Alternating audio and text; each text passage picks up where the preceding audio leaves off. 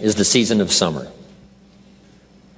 In one of my major seminars, like a half-a-day seminar, we talk a lot about the season of the summer. We talk about philosophy and activity and disciplines, and attitude in that other seminar. But here's one of the most important parts of that seminar, is to learn the lessons of summer and do the work of summer. In the summer, you must do two things: nourish your values like a mother and protect them like a father. That's doing the work of summer. You must nourish a relationship like a mother, protect it like a father. In the summer, you must love like a mother, hate like a father. The old prophet said, love good and hate evil. It's important to both love and hate. As soon as you've planted the garden, the busy bugs and the noxious weeds are out to take it. So make this note now: every garden will be invaded. Not to think so is naive. It's sometimes easy to say, not my garden, but I promise you, every garden will be invaded. It is part of the rhythm of life. It is part of the good and evil. So we must give life like a mother and take life like a father. We give nourishment to the fruit, but we take the life of the weeds. In your bloodstream, you have red corpuscles and white corpuscles. Red corpuscles to nourish like a mother, white corpuscles to fight and kill like a father. Thank God for white corpuscles that think negative all day. White corpuscles say, just show me some infection, I'll kill it. Because if I don't kill it, what? It kills you. Somebody's going to get killed today. And white corpuscles say, it's up to me to make sure it's not you. The great war between liberty and tyranny. Saddam Hussein takes over Kuwait. What should we do? Someone says, well, it's over there, what do we care? Well, what if next he wants Saudi Arabia? You say, well, it's a pile of sand, what do we care? Well, what if next he wants Israel? You say, well, Israel's a little insignificant country, what do we care? Well, what if next he wants the Mediterranean? You say, well, yes, I guess we've got to draw a line somewhere. And the answer is yes. So make the note. You've got to draw a line somewhere, or all of your values will be gone. Tyranny has no hope for redemption. Tyranny cannot be rehabilitated. It has to be either destroyed or contained, like illness in your body. It has to either be destroyed or contained, or otherwise it takes the body. So George Bush, our president at the time, was right to put together 500,000 troops from the coalition, go kick Saddam Hussein out of Kuwait. History demands it. Hired Chief White Corpuscle General Schwarzkopf. And got the job done. So the war is on. Make the note, the war is on. In your body as you sit here today, the war is on. Illness trying to defeat your health. Health doing its best to defeat the illness. The war is a push-shove match. That's called the realities of summer. The encroachment of the weeds and the bugs, but the vitality of the fruit in the garden pushing back, pushing back. And you've got to lend a hand in this battle, in this cause. Good health needs a helping hand. But sometimes the body needs a banana and you send it to Coca-Cola. The body says, wow, I needed a banana, you send me a Coca-Cola. Whose side are you on? The body says. Good health says, I'm working day and night trying to keep you healthy. You got to send me good stuff. So whether it's your health or whether it's the mind or whatever it is, we must be ever vigilant, okay? So make the note, the war is on between good and evil. Now, would there be good without evil? I don't know. It doesn't seem like it. One suggests the other. Here's what I think it creates: a grand adventure. That's the best way I can describe it. The grand adventure of opposites in conflict, and we're in the middle. Evil trying to defeat good, good trying to defeat evil. Illness trying to defeat health, health trying to defeat illness. Darkness and light, the war is on. Liberty and tyranny, the war is on. Positive and negative, the war is on. But I guess that's the only way to have an adventure, is to have a contest. Make this note and I'll finish on this. Would it be possible to win if you couldn't lose?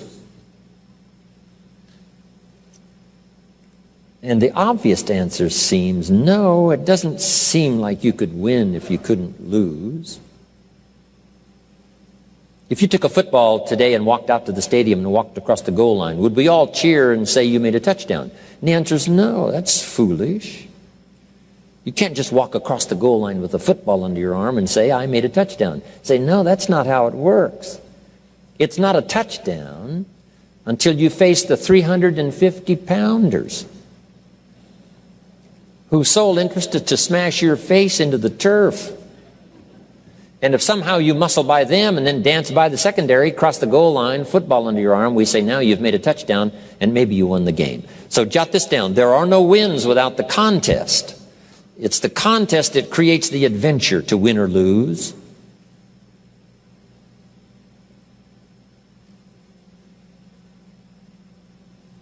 But it's best illustrated now, the contest is best illustrated in the season of summer. Love like a mother, hate like a father. Give life like a mother, take life like a father. Any father would say to whatever threatens his family, take 2 more steps toward this family, you'll cease to exist. I'm father, I kill. Now, of course, it's possible to love like a father and hate like a mother, just so you get both done in the summer. Nothing more dangerous than an angry mother, especially in the animal kingdom. Mess with mama bear's cubs. If you're a threat, she will kill you. It's that female mother instinct. Kill first, talk later. So beware, mama bear. But that's the nature of life. It's the nature of things. It's the great adventure. So hopefully you've made that note. It is the great adventure. Otherwise, it doesn't seem like there would be a great adventure without opposites in conflict. A chance to win, a chance to get better, a chance to improve your health, a chance to flourish, a chance to become wealthy, powerful, sophisticated, influential. All of that is possible because we're in this contest. Amazing. Now, next is the season of harvest. Winter, spring, work of summer, season of harvest. When will my harvest come? Here's a good answer. In due season. When it's due and if you qualify. When it's due and if you've qualified. The promise of harvest is there. How much depends on how you qualify. How much depends on what you do. But just make the note, harvest always comes. The promise always is fulfilled. When the condition and the promise is both given, when the condition is met, the promise is on the way.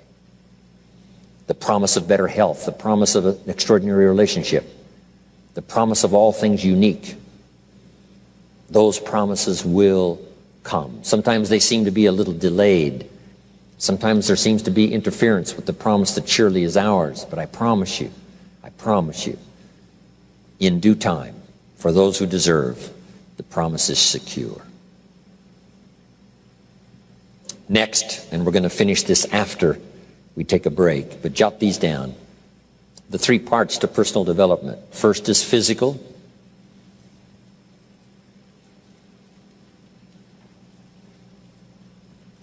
What's important about the physical is the body and the mind work together. Healthy body, healthy mind. Instruction in Scripture says, treat your body like a temple. That's a good connotation. Treat your body like a temple, something you would take extraordinarily good care of. Don't treat your body like a woodshed, but a temple. And the body and the mind work together. Here's a unique phrase. It says, many times the spirit is willing, but the body is weak. That would be pitiful. A strong spirit and a weak body. So we must work to change that, so we have a strong spirit and a strong body. Here's what the body is, the physical part, is the support system to carry out the wishes of the mind and the spirit. A support system to carry out the wishes. So you want this incredibly vital, viable, powerful support system to carry out the wishes of the mind and the spirit. You know, sometimes you wake up in the morning and the mind says, let's go get them, and the body says, I can't even get out of bed. And one of these days you got to say, body, that's the last time you tell me you can't get out of bed. I'll drive you to the health food store. I'll make you read every book that's ever been written on nutrition. I'll make you do push-ups until your tongue hangs out. I'll jog you around the block until you're out of breath. I'll make you eat properly if it's the last thing we do. This is the last time you tell me you can't vitally support, as a support system, all the dreams and all the ambitions and things I've got going. So sometimes you've just got to do that. Take care of the physical. Next is the spiritual. I happen to be a believer. Humans are a special creation. I believe in what Thomas Jefferson said, who wrote the Declaration of Independence. Here's what he said: we're all created equal. And the word created is unique. Some philosophies wouldn't take to that. Created equal. Then he said we're endowed by a creator. Now see, some philosophies would not buy that. Endowed by a creator. But we are believers, I believe. And we're given certain rights and gifts by a creator. Interesting language. And I won't talk any more about spirituality. Everyone has, of course, their own concept and belief. But let me give you this on spirituality. Jot this down. If you are a believer, I'm not asking you to be a believer. I happen to be, but for everyone that's a personal choice. But jot this down. If you are a believer, I want you to jot these 3 words down. And I'd like to be known for these 3 words. Study, practice, and teach. If you're a believer, study, practice, and teach.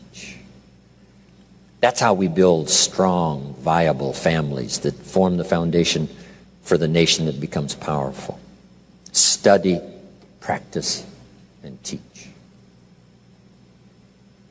Now here's the next part. The mind. First is the physical, then is the spiritual, and then the mental. And we're going to talk about nourishing your mind, developing your mind so that it becomes a powerful vehicle to use in whatever enterprise, ambitions, things that you want for the future.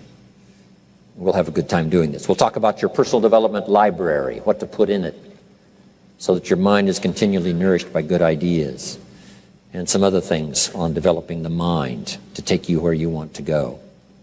But right now we're going to take a break. Right after the break now, Zig Ziglar, my longtime friend for I don't know how many years, 40 plus, we did a tour of Australia together last year, Tommy Hopkins and me and Zig Ziglar, all on the same program. It was so much fun.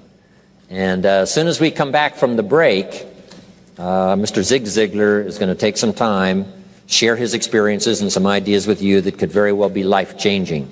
So make sure that you're here. Okay, thank you very much, everybody.